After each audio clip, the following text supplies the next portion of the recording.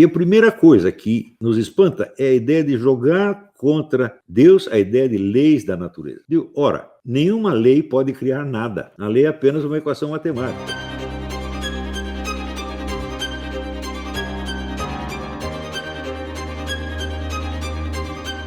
Hoje eu queria comentar aqui um post que eu coloquei brevemente no Facebook a respeito de uma afirmação do físico Stephen Hawking. Ele disse que a existência das 4 forças físicas fundamentais, força nuclear forte e fraca, de gravitação e eletromagnetismo, bastaria para explicar a origem do universo a partir do nada. Então, olha, eu acho que o Stephen Hawking, quando escreveu isso, ele não estava bom, ele já estava muito velho, estava se aproximando rapidamente da morte, e realmente ele não estava bom. Agora, no Brasil, sabe como é? O sujeito que não acredita em Deus, ele acredita em qualquer coisa, e, sobretudo, existe o que eu chamo o dogma ginasiano. Quer dizer, aqueles ídolos da ciência que o sujeito aprendeu no ginásio se tornam para ele referências finais, terminais, absolutas e universais, né? Substituindo, então, o próprio Deus. Né? Então, e você é obrigado a aprovar estas figuras em todos os aspectos do seu desempenho, não sendo possível você diferenciar, né, qualidade e, vamos dizer, virtudes e defeitos. Né? Por exemplo, se você diz que Isaac Newton era um sujeito anormalmente agressivo e não muito bom da cabeça, isto significa para eles que você está desmentindo a lei da gravidade. É uma coisa incrível. Eu falei que o Einstein era um plagiário. Pronto, ele disse que o Einstein é burro, ele é incapaz. Ele plagiou o Poincaré, todo mundo sabe que ele fez isso. Né? E é óbvio que para o sujeito plagiar um gênio, precisa ele ser um gênio também. Né? Mas daí diz, não, ele está desmerecendo o Einstein, dizendo que o Einstein era uma burro e tal. É assim, né? Então, é idolatria em bloco. Você não pode nem ter... Veja, é claro que ninguém pode sonegar a sua admiração a tipos como Isaac Newton ou Albert Einstein, tá certo? Mas não quer dizer que sejam perfeitos sob todos os aspectos, né? E, sobretudo, que a sua obra científica possa sobreviver integralmente. Né? Veja, a obra de Newton, por exemplo, ela é constituída 80% são especulações teológicas e alquímicas. O Isaac Newton era um cristão que não acreditava na Trindade, ele estava fazendo uma espécie de islamismo cristão, assim, a teoria da unidade absoluta, e tudo que ele escreveu, incluindo os princípios matemáticos da filosofia natural, era parte de uma longa demonstração, ou como diria o René Girard, um longo argumento do princípio ao fim. E o pessoal lê só, evidentemente, só os princípios matemáticos da filosofia natural e ignora o resto, tá certo? E acha que o simples fato de você recordar o resto, você está falando mal de Newton. Eu digo, olha, eu não posso falar mal da teologia do Newton porque eu só conheço por referências muito breves, tá certo? Sobretudo do camarada que descobriu os manuscritos de Newton a respeito, que foi o economista John Maynard Keynes. Ele tinha dinheiro sobrando, um dia foi num leilão, comprou um monte de papéis e descobriu que eram manuscritos teológicos e alquímicos de Isaac Newton. E escreveu, então, um ensaio importantíssimo, né, mostrando que a maior parte da obra do Newton se referia a estes assuntos e não ao que hoje nós chamaríamos de ciência física. Então, qual é a relação entre uma coisa e outra? Falei, isto é um dos maiores abacaxis da história das ciências. Como se articula a teologia de Newton com a física de Newton? Ninguém sabe, e eu muito menos. Isto ainda vai precisar gente de primeiríssima ordem examinar isso por muito tempo e ver se encontra a articulação. Eu não sei onde está essa articulação. Ela deve existir em algum lugar. Pelo menos na cabeça de Newton existia. Né? Então, quando a gente diz que Stephen Hawking escreveu alguma besteira, já vem o pessoal falando, não, ele está derrubando o Stephen Hawking, ele acha que ele é melhor que o Stephen Hawking. Como? Quer dizer, eu preciso ser melhor do que um sujeito para perceber que ele disse uma asneira, que inclusive foi assinalada muito claramente por outro gênio assombroso, que é o John Lennox. John Lennox escreveu um livrinho desse tamanho, chamado God and Stephen Hawking, que é um negócio arrasador. O Hawking, o Lennox faz o possível para ser respeitoso com o seu colega, mas quanto mais respeitoso ele fica, mais dá a impressão de gozação. Porque a coisa realmente tão absurda, tão inaceitável, né, que a tentativa de contestá-la educadamente fica pior ainda. Quer dizer que se você mandasse ele para aquele lugar, eu acho que ficaria até mais delicado. Muito bem. A primeira observação do John Lennox, quer dizer, eu li o livro, muito que eu vou dizer aqui, eu tirei do livrinho do John Lennox, mas eu acrescentei algo. Né? A primeira coisa que o John Lennox diz é o seguinte, ele diz, leis não criam nada. O que é uma lei? É a expressão de uma regularidade observada, tá certo? E expressa em termos matemáticos. A lei por si mesma não produz o seu fenômeno. Não é isso? Então, por exemplo, a lei da gravidade, ela mostra a relação entre objetos materiais. Ela não cria esses objetos materiais. Então, de cara, o fato do Hawking usar a expressão leis em vez de forças já mostra uma certa confusão. Se ele dissesse são as forças elementares que podem criar o universo a partir do nada, bom, isso seria um outro problema, mas seria aparentemente menos absurdo. Não é isso? Então, vejamos a possibilidade de estas forças físicas criar o universo a partir do nada. Se elas puderam criar alguma coisa, supondo-se que pudessem, é porque elas existiam. E elas não são forças que existem fora e acima do universo. Elas são parte do universo, parte integrante do universo. Então, se elas existiam, então, antes do universo não havia um nada. Havia 4 forças operando naquilo que se poderia chamar, tecnicamente, um vácuo quântico. E o vácuo quântico, absolutamente, não é um nada. Ele é alguma coisa. Né? E as 4 forças são também alguma coisa. Tá certo? Então, mas o Hawking diz que a pura lei da gravidade, por si, poderia criar o universo a partir do nada. Então, muito bem, se existia a lei da gravidade, existia a força gravitacional, não apenas a lei, porque a lei foi descoberta muito tempo depois. E a lei também pode ser corrigida nos seus detalhes matemáticos. Tá certo? Mas se existia a força da gravitação, então algo existia.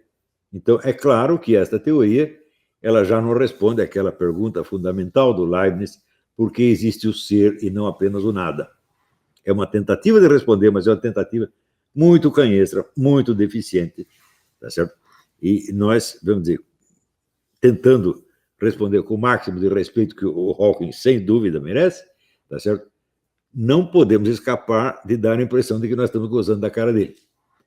Mas o pior é o seguinte, ele não entende o que quer dizer a palavra nada. E também não entende o que quer dizer a palavra criar. E a expressão criar a partir do nada, ele também não entende.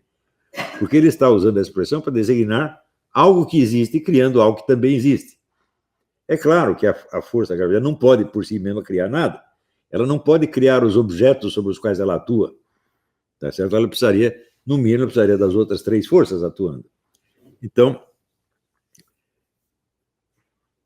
quando ele usa a palavra universo, ele está usando a palavra universo no sentido de universo tal como descrito pela ciência física, tal como eu a pratico.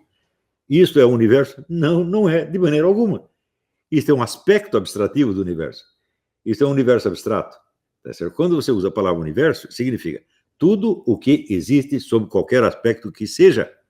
Tá certo? Então, são os componentes físicos, componentes químicos, biológicos, históricos, humanos, anímicos, psíquicos, etc. Isso é o universo. Tá certo? O universo, entendido nesse sentido pleno, é estudado por alguma ciência? Não. Não é e não pode ser. Né? Porque uma ciência se constitui na hora em que você recorta um certo aspecto da realidade, ao qual se aplicam determinados métodos de observação, medição e método de tirar conclusões. Não se pode fazer isso com a totalidade, só com aspectos. Então, é isso que eu já lecionei em outras aulas. Não existe ciência da realidade concreta. Isto é impossível. Só existe ciência de aspectos abstrativos. Mas, se considerássemos a palavra universo no sentido cheio, isso é, como totalidade do existente, como poderíamos transformar a teoria do Hawking numa teoria científica? Para que ela fosse científica, seria preciso que ela tivesse uma base experimental. Então, temos de conceber alguma experiência que possa validar ou invalidar a teoria do Hawking, de que a lei da gravitação, por si, criou todo o universo. Ora, se nós tomarmos a palavra universo no seu sentido cheio, nós teremos que ver o universo desde as suas origens, as mais, por assim dizer, grosseiras e materiais, até as suas expressões psíquicas mais requintadas, entre as quais a obra do próprio Stephen Hawking. Então, teria que haver uma demonstração canônica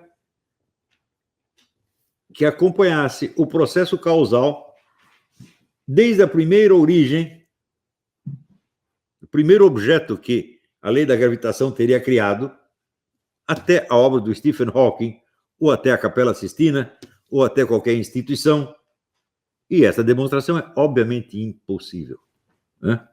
Isso significa que a sugestão do Hawking nada tem de científica, ela é uma teoria metafísica, e mesmo assim é metafísica de muito baixa qualidade, porque ela é autocontraditória, ela usa os termos errados, e ela pretende ser científica quando não há a menor possibilidade desse tipo de experimento científico.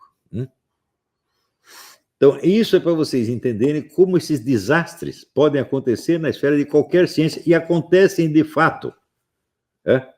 Nós não precisamos desprezar a obra do Hawking por causa disso, porque o sujeito, um homem horrivelmente doente, numa cadeira de rodas, mal podendo falar, e no fim da vida, ele tem o direito à sua cota de Alzheimer, E não há, nada o desmerece por causa disso, porque antes ele fez coisas notáveis, E esse desejo de entrar no debate do ateísmo é que o fez, no último momento da sua vida, negar coisa que ele afirmava antes, Antes ele disse, por exemplo, Deus criou os números inteiros, Ou seja, ele acreditava em um Deus qualquer, do jeito dele, o Deus dos físicos.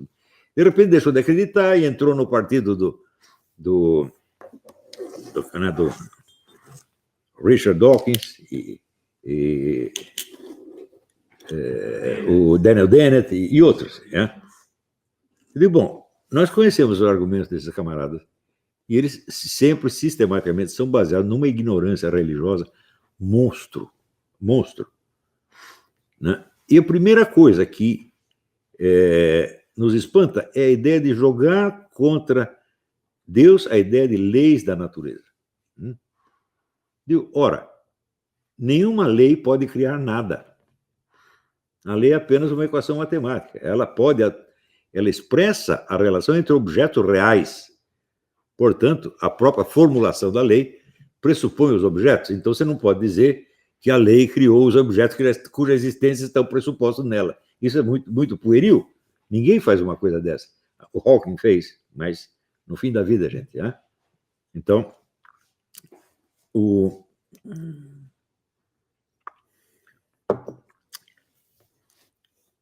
Agora, a ideia de leis universais, ela aparece com o monoteísmo.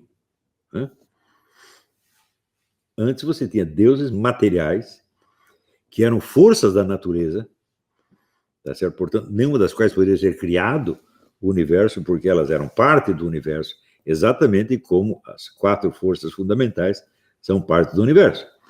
Então, por assim dizer, dirigiam o curso dos acontecimentos sem ter criado nada, tá certo? O processo cosmogônico, envolve a criação dos próprios deuses, tá certo? Então, a ideia de leis universais que antecedem, por assim dizer, a própria existência do cosmos e que perpassam toda a sua história sem ser alteradas, é uma ideia que é inerente ao monoteísmo hebraico. Por isso, numa época em que os gregos acreditavam em não sei quantos deuses, os hindus acreditavam em não sei quantos, os chineses acreditavam em mais não sei quantos, os judeus acreditavam num só, que era invisível, inacessível, certo? e cuja principal manifestação era o quê? O Logos, a razão universal. Isto fundou a noção de ciência. Né? Se você retira este Deus e coloca em lugar dele 4 forças físicas, você está fazendo o quê? Você está restaurando o politeísmo grego.